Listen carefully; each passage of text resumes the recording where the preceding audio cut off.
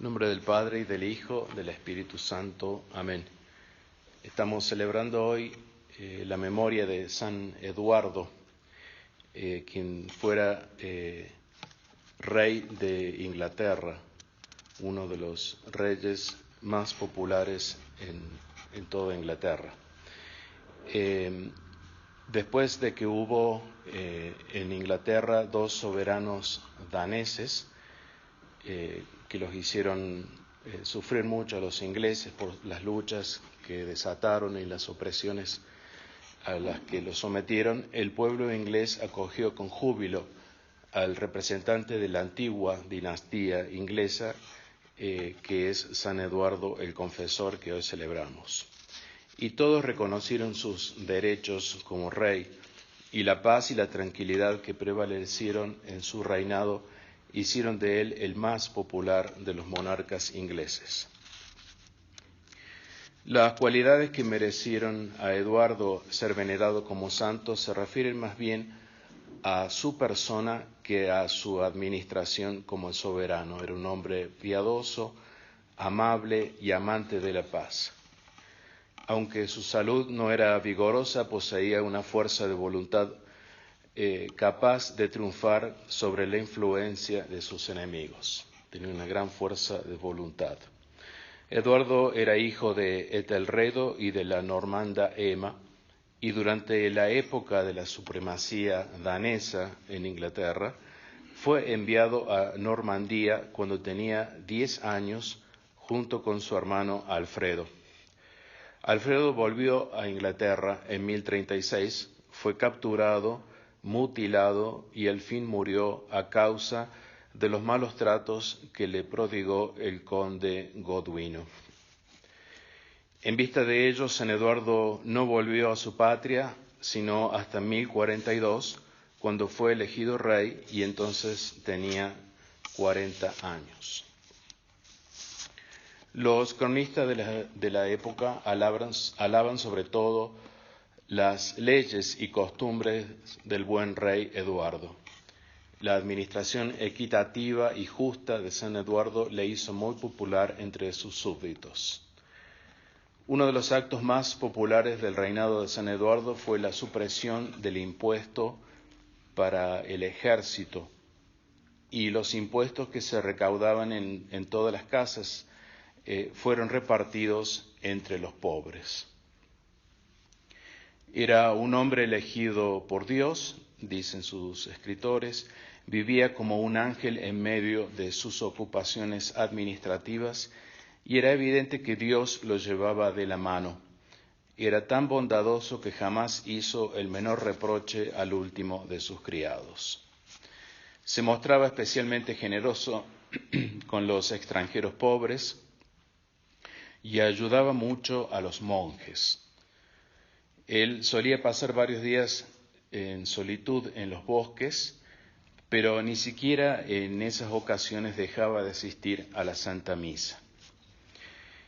Durante su destierro en Normandía, San Eduardo había prometido ir en peregrinación al sepulcro de San Pedro en Roma, y si Dios se dignaba poner término a las desventuras de su familia. Después de su ascenso al trono, convocó un concilio y manifestó públicamente esta promesa que él había contraído. La asamblea alabó la piedad del monarca, pero le hizo ver que su ausencia abriría el camino a las disensiones en el interior del país y a los ataques de las potencias extranjeras.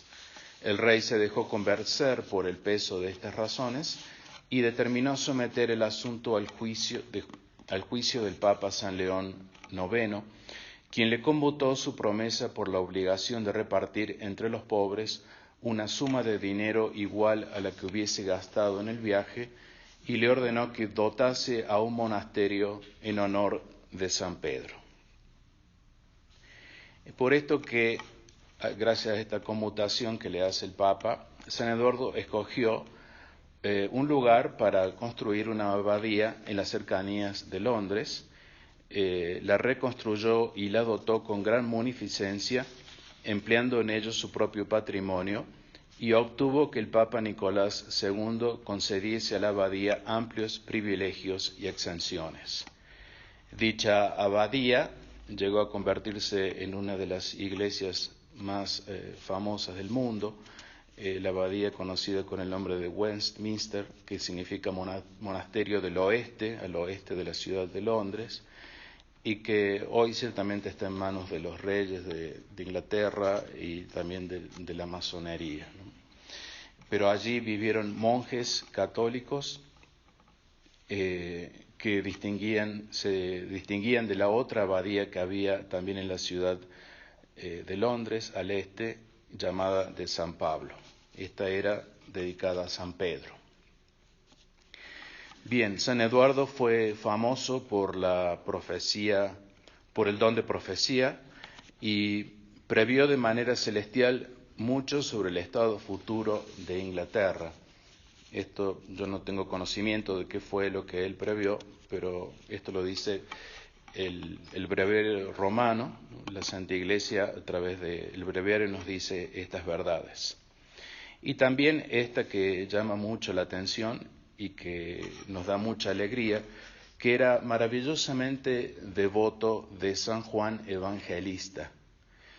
Y el mismo San Juan Evangelista le predijo a San Eduardo que moriría santísimamente el 5 de enero de 1066, como realmente sucedió. Alejandro III lo inscribió entre los santos.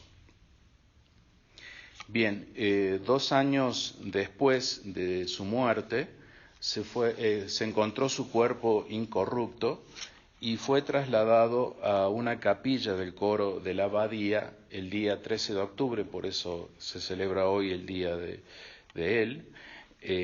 Fue trasladado, por Santo Tomás Becket, otro santo de Inglaterra muy importante. Bien, haciendo un poco de mención a la actualidad actual, para entender un poco lo que está sucediendo, dejando de lado por un momento a San Eduardo, es difícil tomar partido por un lado o por otro lado, porque ambos son hijos del demonio, lamentablemente. Esto no lo digo yo, lo dice claramente nuestro Señor Jesucristo. En San Juan, capítulo 8, les dice a los de este lado: vosotros sois de vuestro padre el diablo, y sus deseos queréis hacer. Los acusa Jesucristo de tener por padre al diablo. Y también remarca las cualidades del diablo en ese mismo pasaje. Dice, es homicida desde el principio, homicida que mata a los hombres, y es padre de la mentira, como bien lo hemos visto suceder a lo largo de la historia de este pueblo. También hay que recalcar, es cierto, que no todo el pueblo merece esta condena, sino alguna parte del pueblo, una muy importante y principal ciertamente, a la cual Jesucristo en el libro del Apocalipsis llama y condena a esta parte del pueblo como la sinagoga de Satanás. Esto lo dice 2 veces en el libro del Apocalipsis, en el capítulo 2 y capítulo 3,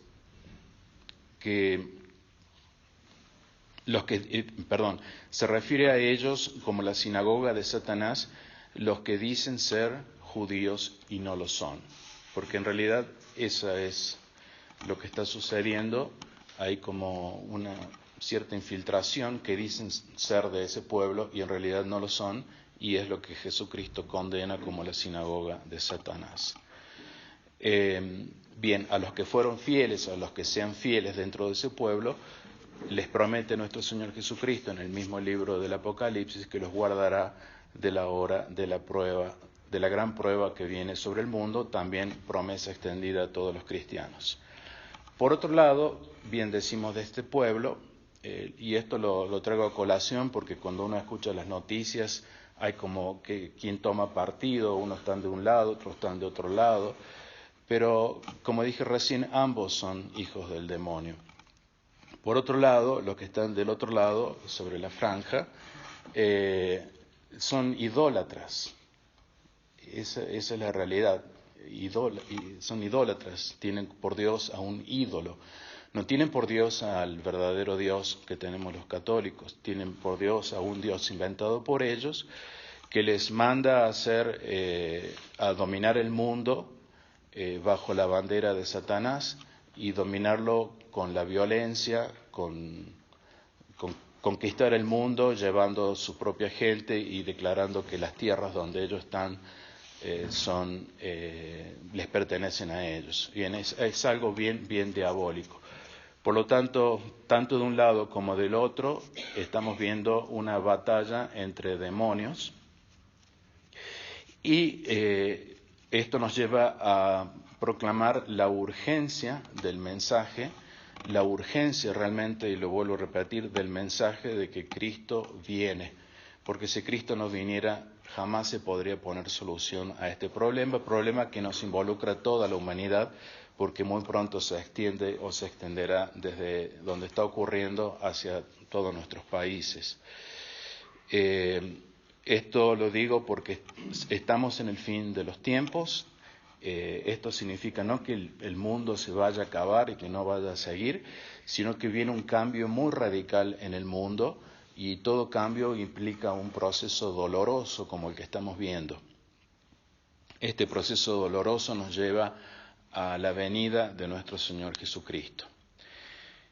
Algunos católicos y, digamos, católicos consagrados, obispos, sacerdotes, dicen, sí creo que Cristo viene, pero realmente no es así. No lo creen, realmente no lo creen, porque si siguieran las señales que realmente están gritando a más no poder, las señales de su venida, estarían transmitiendo este mensaje tan urgente para todos los católicos y toda la humanidad también. Pero parecen estar simplemente caminando como sonámbulos, están realmente sonámbulos. En el final de esta era se puede decir que estos católicos están como si estuvieran en coma, no entienden lo que está sucediendo y no se aferran a proclamar el mensaje o la urgencia del mensaje de que Cristo viene. Por lo tanto, salir del letargo, salir del sueño, recuperarse, salir del letargo espiritual, despertarse, no dormirse, porque Cristo viene. Y cuando Él venga, ¿qué van a decir? No sabíamos que venías, no nos enteramos que venías, nadie nos dijo que venías. Por lo tanto, yo creo que es muy urgente proclamar este mensaje en el día de hoy. Sobre todo, me había olvidado de decir una cosa, sobre todo en que hoy el mundo de los que están en la franja y todos sus hermanos van a proclamar una guerra santa, lo cual va a hacer que exploten focos de tensión en el mundo entero, principalmente en Europa y en Estados Unidos. En nombre del Padre, y del Hijo, y del Espíritu Santo. Amén.